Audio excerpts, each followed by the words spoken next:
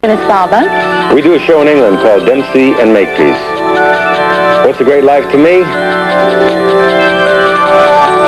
Well, while he's thinking about it, the great life for me is that I do exactly what I want to do and I get paid for it. That's what I like about him. He's so decisive. One of the hot new series of the fall season is a British import called Dempsey and Makepeace. It stars Brandon and Glynis Barber as two police detectives who aren't exactly crazy about each other. Before you meet them, let's see a scene from Dempsey and Makepeace.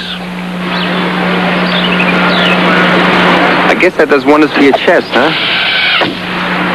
Sure looks like it. Hey, you hit it. What, do you get a Cupid doll or something? No, I get a gorilla from America. What are you doing here, Dempsey? This is strictly for club members. And don't tell me you've joined, because they wouldn't have you. See, now, there you go again with that class barrier stuff. What is that, anyway? Something you got with cereal box tops? It's a compound verge, since you ask. Works like a pulley system so that the draw weight is minimalized. Found on in this sort of circle, but certainly very powerful. I don't see too many of these Robin Hoods frowning. How'd he get away with the bad form, being a cop? Will you please tell me what you're doing here? We got business, honey. The crap has hit the fan at Agincourt, and Spikins the Fifth have need of thee and thy funny bow and arrow. And forsooth has sent me to fetch thee and bring thee, letting split like now. Will you stop torturing the language and tell me what you're trying to say? Okay. Hijack truck, murder with a 38, and the chief's gone crazy because you ain't around on your day off, which is no longer your day off, so are you coming? Of course, since you put it so well.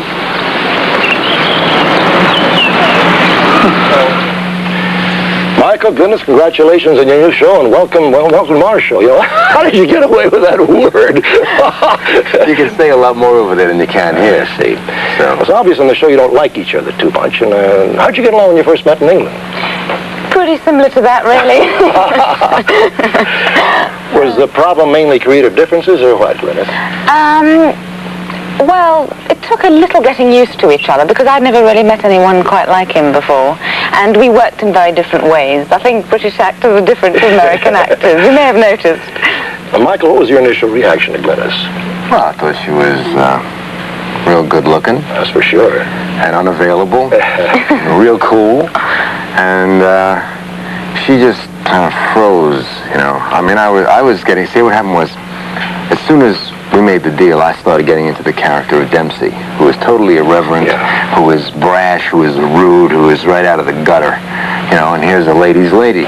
And so I come over and I'm yelling on this restaurant, the phone was annoying me, I went, hey, somebody answer that. This is the Ritz Hotel, by the way.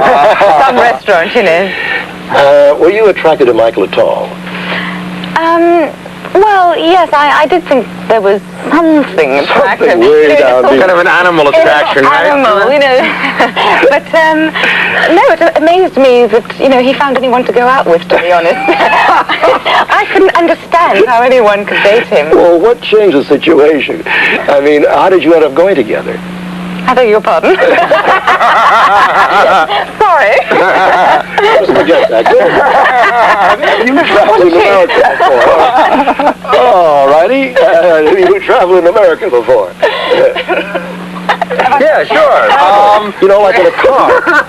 No. You haven't? No. I've only whizzed in and out on aeroplanes, you know, sort of very briefly. I haven't seen anything, actually. Although this is the third time I've been here. When you grew up in New York City, did you ever imagine you'd lead this kind of a life, that you'd be an actor, that you'd be living the glorious life of Hollywood? Did you ever have any idea of that? Well, I think where I grew up, I was just happy to stay alive.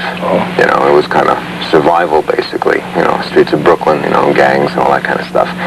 But basically, there was always a desire to be somebody from somewhere. I mean, there was got to be a better life out there, and nobody came back from us with a spaceship, you know, to take me home, you know. I think it was because, on a serious track, I mean, it was a matter of having sensitivity in a world that didn't allow you to be that way. You can't express yourself in anywhere, plus you just got to maintain your cool to stay alive. And getting into this business opened up everything for me, and it's, you know, it's proof that you can do anything, be anywhere. I mean, and you can bank those fires. You can use those fires. You can use that background. The old Strasbourg idea. Use it. You can use that. Well, in this character, it relates a lot because I created the character of Dempsey, which I changed from the original script to make more dynamics between us, the culture clash, so that he comes from the ghetto, from the streets, and there's always that thing between them. Well, what do you do to relax when you're not working? I mean, that's another question. You have trouble answering, right? Why do you have that look in your eye whenever you ask me anything? It's just we have to stay on the air. What do you do to relax when you're not working? Well, I don't have much time, but I actually find relaxing very difficult. I've sort of recently taken up yoga. Since I met Michael, actually, I had to take up yoga. And I jog and do aerobics, and you have to keep fit because you need so much stamina just to get through. Well, you look beautiful, you look great, and I wish you both wonderful success on your show, and may stay on the air forever, and may you knock off the show opposite you. And so, we'll be right back after this message. Thanks.